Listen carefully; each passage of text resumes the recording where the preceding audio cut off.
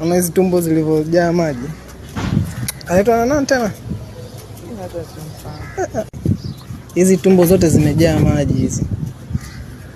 Anasababishwa na magonjwa. Alafu si kuna kipindi fulani mwenzake aliugua na pavo. Haya ni maji yamejikusanya ndani ya tumbo. Maji.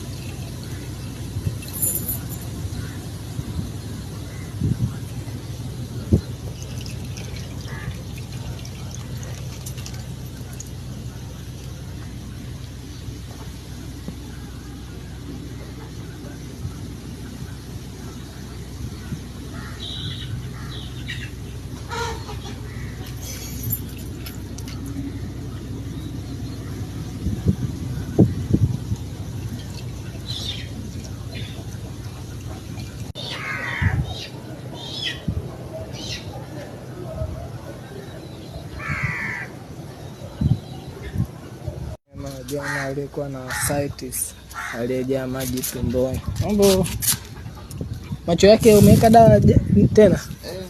Sasa hivi tongo hazitoki. Safi. Naendelea vizuri. Je, tuendelee na dozi.